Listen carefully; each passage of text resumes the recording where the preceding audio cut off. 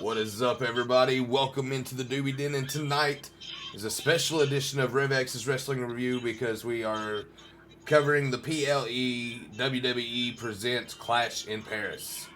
I'm your host, Buddha Along with me, as always, my co-host, MJ Hat. Sorry, I said that wrong. I'm your co-host, Buddha. That's your co-host, MJ Hat. And tonight, we had a boring event. Hat, lead us in. Yeah, man, listen, I'm all for the slower shows, and this isn't one of the big four, right? So I Right. kind of was anticipating that we were going into one of the slower events of the year. This isn't our top name stars. This isn't our biggest. Well, I mean, some of the big guys were there, but not. This could have been a lot better if they had tried harder. Does that make sense? Absolutely. Hey, welcome. Oh, okay, that's you. Thanks for the Discord ping. And the Oh, merch link. Appreciate that that. sucks because mine's the same thing on that. Well, Gay. it didn't pop yours up? Nah, just yours. It's okay. Well, I ain't stressing. Uh, anyway, guys, the links I put up is our Discord. If you want to join a ever-growing small community of a lot of STF streamers and some Rocket League and Fortnite and things like that, just gaming in general, come on over to the Doobie Den. We are, like I said, a fastly growing community right now. We are passing over 60, I believe. We'd love to have you in. We have a giveaway that we're actually doing when we hit 100 community followers. So make sure that you come in, join the Doobie Den, and get yourself, scheduled for maybe hoping to win that giveaway. Absolutely. Also, he ain't got it in here yet, but we do have a stage that we do this on. So if you'd like, you can come up to the stage. You come on and jump in the audience. Ask to come on stage. We'd be more than happy to have you on the stage with us. We'd like to discuss wrestling with you like we're going to, but we'd also love to talk to you, actual one-on-one. That being said, we're opening up. We are in Paris tonight. I never did get the name of the damn arena. Did you? Yeah, it's okay. No, I didn't. We didn't get the name of the arena. Sorry, guys. Normally we do. We got a vignette to start out the show. They kind of they ran over the people involved in the main event. Where the hell is my vape? There it is, in front of my face. Sorry. So anyway, they showed the all four participants in the main event, and they started in on Roman Reigns and Bronson Reed, and that leads us into our Bronson Reed. Yeah, I said that right. Into our first match, Bronson Reed versus Roman Reigns. First of all, let's commend Roman Reigns, and we're commending Roman Reigns for the simple fact that this man spent 1,466 days as champion, as a main event 5 years. player. 5 years. And he opens up the show tonight. So I'm going to say, highly commend Roman Reigns for that. Not a lot of people would do that. A lot of people are too stuck up to drop back down to that lower card or, that opening spot. I feel it. Look, the way I look at it, I would rather be, what? What? I don't know. What is it?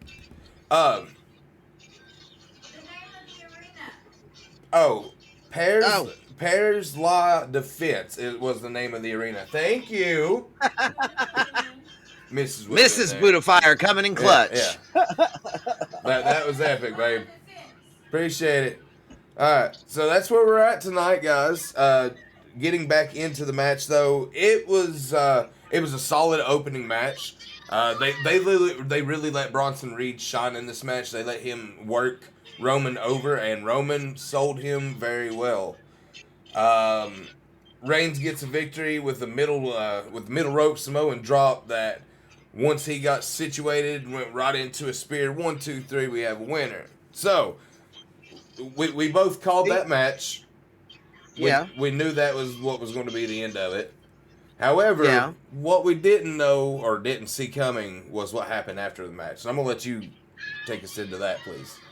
Well, after the match, Roman he gave Heyman this guillotine chokehold. He made Heyman give him his shoes back, and then he was like, "All right, I got my shoes," and then he choked him out, right? And Then he starts to celebrate. He signs his shoes and he throws them out to the crowd. When Braun Breaker comes over the barricade and just bam! Fast spear. Braun Breaker's fast spear. And let me tell you, that's what, 30 miles an hour? Almost. That's a lot. That's Almost. a lot of speed, dude. Yeah. The Braun's help Heyman toward the back, and then Breaker comes back down and spears Reigns again. Tsunami to Reigns from Reed. They get Roman on a gurney. Tsunami again. Jay comes out to help. Tsunami again. Man, this was a lot of tsunamis. Bronson Reed was a little upset that he lost. So we get to the back, and then Pierce ejects Bronson and Braun Breaker from the arena, tells them they will be suspended without pay indefinitely if they come and interfere in Seth's match. So, okay, guess what? The whole vision is gone. Thank you, Roman Reigns. or so we thought. But yeah, that's a conversation for a little bit later. I'm gonna stop you right there. You know what I said when this happened. Bruh, you know what I said. Bruh. You know what I said. That is epic. That is epic. Yeah. Take us into match number 2. Match number 2 was for the tag team titles. It was the Street Profits taking on the Wyatt Six. There was a big promo spot. The freaking Profits came out wearing Borderlands 4 gear, and I loved it. Absolutely loved it, man. That was like the awesomest looking shit. Good cross promotion. There was now I don't know if you caught this or not, but I seen some dissension between the Street Profits early in the match. Actually, throughout most of the match. I did, and it was very odd to see Angelo Dawkins and what's his name? Montez Ford. What's his name? Montez Ford. Thank you. Yes, sir.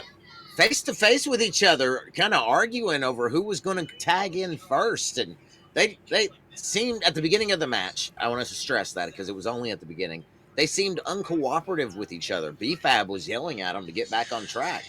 That alone, that's not like the Profits at all. I agree. Just making sure you guys caught that too, because it's a little wild. Like, I haven't seen any dissension leading up to until this. Tonight. Yeah, until tonight. So, if I've missed something, guys, please let me know, because honestly and truthfully, I'm kind of at a loss. Anyway, back to the match, guys. It was honestly a very solid tag team match between the Profits and the Wyatt Six. Dexter Lumis is starting to actually pick up and start to understand how the tag game goes.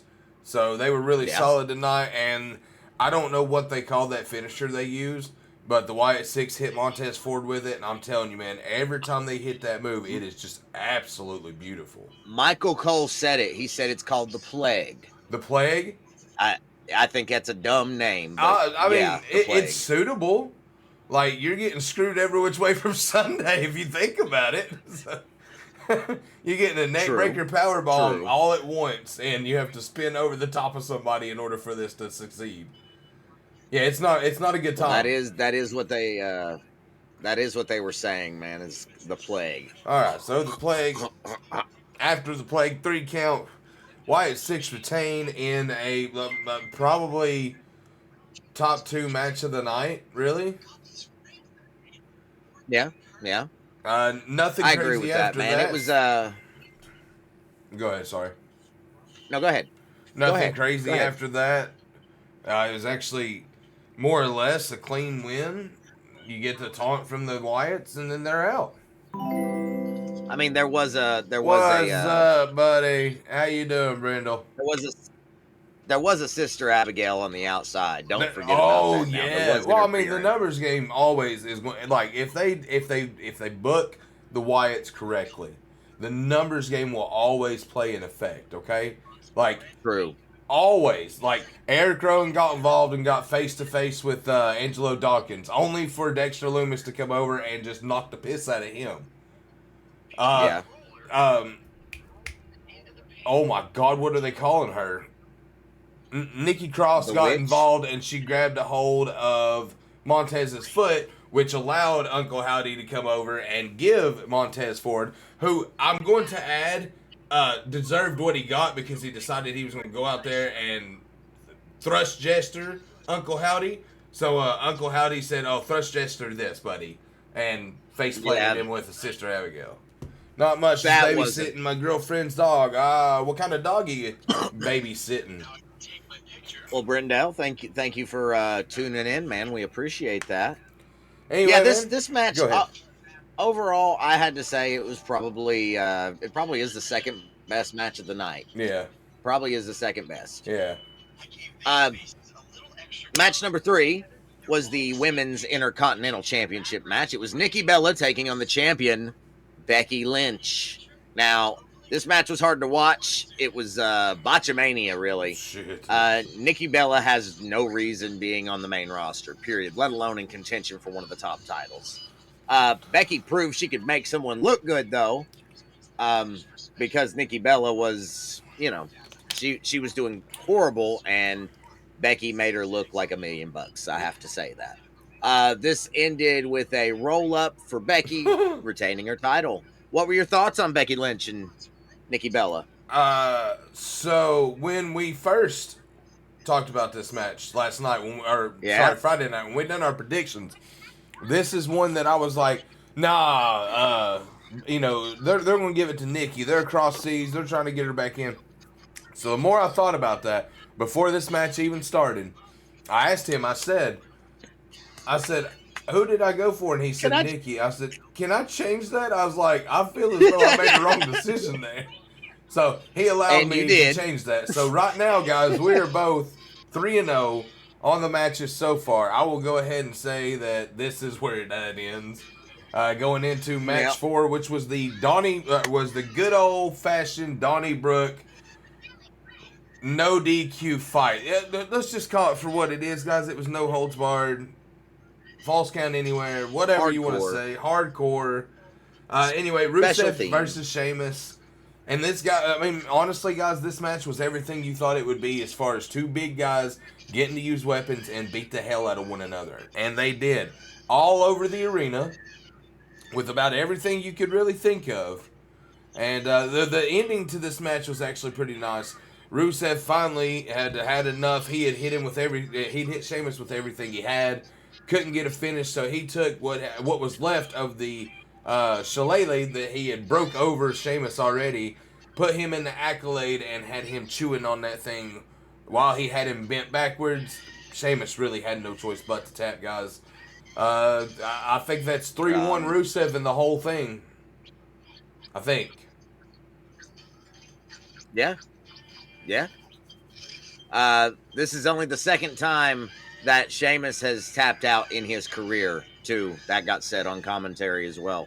So, got to give credit where credit's due, man. Rusev's a fucking beast. Rusev is a fucking beast. And, Sheamus holding his ground, too. But, I don't know if they... Brindell, really. If they want to try to put this as, say, a quote-unquote best-of-7 series, Sheamus needs 2 wins just to catch up to have that final match. Are they going to let Rusev look weak and drop 2 in a row? Or they could. They could have him drop 1 and get DQ'd. And that'd still be a loss, giving Sheamus a win, and they can still do it that way. Anyway, guys, sorry. Okay. Has anybody actually said that this is a best of 7, or is that just something you and I were talking about? I think that's just something you and I have talked about. I've not heard anything actual about that. I've been a big Sheamus fan. Never knew he's only tapped out twice. Oh yeah, man. The whole time he's been in WWE, that's what Michael Cole said on. That's what Michael Cole said on commentary. Yeah. So again, we're gonna take it with a pinch of salt. He knows his shit 95% of the time. Yeah, normally they give him good information. He been doing this for a long time, so. I thought it was a good match, man. There were some decent spots. Oh yeah. I don't know if it qualifies for match of the night. I know this next one sure doesn't. So I'm going to go ahead and lead us into this boring fest. Match number 5 was John Cena taking on Logan Paul. This match went on about 40 minutes, and it should have ended 20 minutes ago. I agree. It was It was way too fucking long. Cena, in the end, did use a lot of different variety of moves. There was a Styles Clash. There was what was that one where he what's it called? It sort of Uh, like a pedigree where he hooks the yeah, arms, but he's it lifting them was straight fucking up. Champa uses it. It's called the fairy tale Yeah, ending.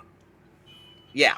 There were Yeah. several things John Cena did that wasn't normally in John Cena's Should have playbook. ended in the first So 10. No, actually, Brindle, you're not wrong. You're really not wrong. now, yeah. But In the end, though, go ahead. as we said, John Cena did pick up the victory after about 10 AAs. So, what did you think?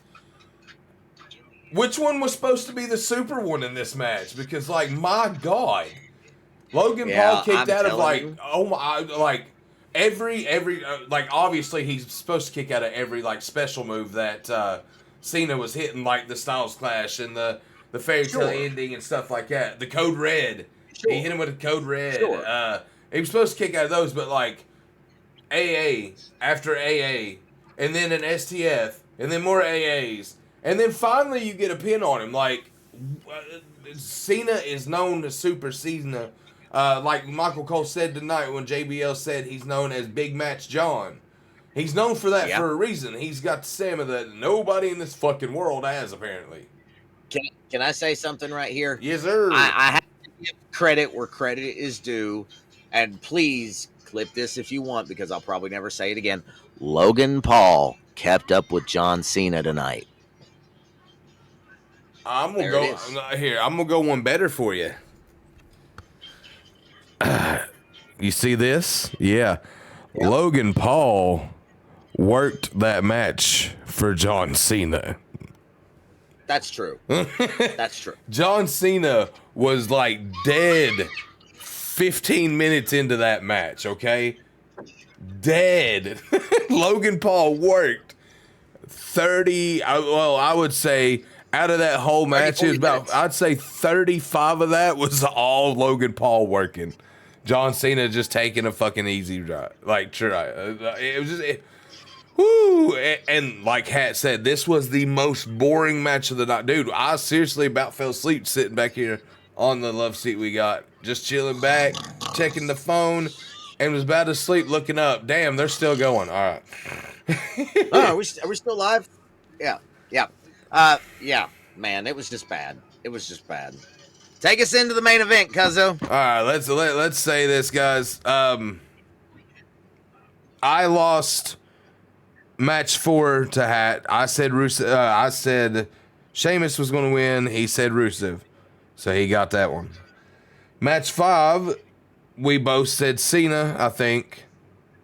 Yeah, yep. We did. So he's got me 4-1 or 5-0 to 4-1, and our main event, guys, we were both right. We picked who was going to win, but it was Seth Rollins defending the World Heavyweight Championship against Jey Uso, CM Punk, and LA Knight. And this match, guys, was honestly everything you want a Fatal 4-Way match to be. There were close calls. There were towers of power.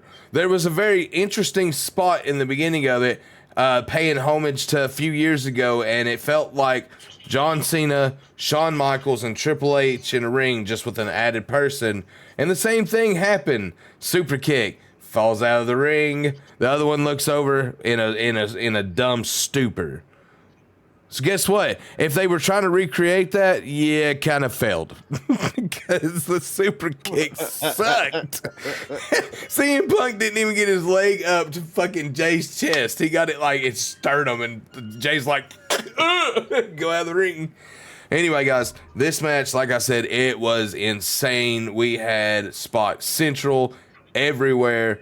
There were a lot of very close calls that we really thought that we were having a new champion crowned with every one of them, not just one, Absolutely. not just the other, but every one of them, every competitor in that match got their like Hat likes to say, their 1-2 oohs, and we were on the edge of our seat doing these 1-2 oohs. The finish, it was kind of tense. Finish of this match was absolutely beautiful. as CM Punk is fixing to set Seth Rollins up for the second GTS because they've done the same spot a couple of times where Punk just falls onto Punk. Punk smiles. He knows what's coming, or does he? All of a sudden, a little black figure behind him comes down and hits him in the nuts. And it comes to find out it is... You want to tell him? Becky Lynch. Yes, sir. Becky Lynch. Yes, sir. Now, we said earlier in the show that Seth Rollins, Paul Heyman's in the hospital. The Brawns are barred from the arena. So what does he do? Yeah. Like, he's the fucking champion. Upset. He is the visionary. He has these visions. As soon as they got banned from the arena, I said there's a fifth member of the Vision. He sure did. He said sure that. did. I said that. And what better way? What better way to get AJ Lee to come back and actually wrestle? No, Brindle. Punk. Yeah, Becky She crotch shot she Punk. Helped Seth She helped win. her husband win. Yeah. Like, she done what we all wanted to happen. Like, Hat and I've talked about this before, about the fact that they needed a woman in that stable to go along with him. And what better woman than Becky Lynch? And sure enough, boom, it happens. Like, I love that. I love when, like, we talk about shit that doesn't even seem like it'll be relevant, and then all of a sudden it happens. Like, It'll make sense, man, because let's face it, she was already helping Seth think of his injury. Who's tag champs? Instagram posts. Huh? Who's tag champs? Who's tag? Right now? Yeah. On Raw? Yeah. Oh, Judgment God, I Day, don't know. right? It's irrelevant. Judgment Day, right? Yeah. No, it ain't. It's fixing to not be irrelevant. I'm fixing to tell you what's you're going to right about happen. that. This whole You're right fucking about group that. is going to have titles. Judgment Day in the Vision? Braun Breaker I hope and so. Bronson Reed are going I to hope end so. up being your WWE Tag Team Champions or your World Tag Team Champions. I think it's the WWE Tag Team Champions on Raw. No, it's the World Tag Team Champions on it's Raw. World on Everything is World on Raw. So, World Tag Team Champions. Quote me now. We're still the very last day of August, guys. It is August 31st, fixing to be September 1st, and I say the Bronze will end up tag Labor Day is champions. tomorrow. Seth is the heavyweight champion. Becky as the Intercontinental champion, which that might upgrade to the World Heavyweight Championship for the women's division. Don't quote me on that part. That could happen. But I feel as though the Vision, I wish they would actually went with that because that sounds fucking great. But I still think we're going to get Stephanie Vakurvis versus Liv Morgan. Thank you much. I'm okay with that too. Please let that happen. Just, do me a favor. Oh, thank you for the follow. Do me like this super, super huge favor. Don't give it to Liv. Let Stephanie take it. Of course. Of course. And hey, while we're right here, and I just seen this pop up, congratulations to Hat on follower number 150. I'll take that. I have doubled my channel growth in August. So That's that is 75, awesome. guys, for y'all that can't Thank you count. for the follow, Brendel. Yes, sir. That's where we were sitting a month ago. All right, guys. So thank you for that. Anyway, just to recap that final match, Seth Rollins wins with the help of Becky Lynch, crotch chopping CM Punk and allowing Seth to hit the stomp on a chair while Becky just stood there, no hesitation, and watched her husband just destroy CM Punk. Right. I'm okay with this. Man, you want to know why I um, say that? Because I feel at some point in time AJ Lee is coming back. And it might be, and I think and I really think Roxanne Perez is the start of that. And fucking Becky Lynch tonight just kind of made the finish to that. She ain't gonna stand to see that. At least I would think that would be the reason she would come back. I'm really excited for what's to come because we're coming up on another one of the big four. We are. WrestlePalooza is our next pay-per-view though, and that's going to be in 2 weeks' time. And I think after that we've got Survivor Series. But guys, you guys need to know that that's not going to be on Peacock. Tonight was the last Peacock Yeah, it PLE. was. What? It's going to be on. Oh shit! Yes, it was. It's I going didn't to think be about on that. ESPN Yeah. from this point forward. So keep that in your heads and make sure you get your ESPN subscription sorted out. I still have to do that myself. If you have cable, you get it included in your cable subscription. Now, I'm going to go on record and say, if you have Spectrum, it is included in your cable package.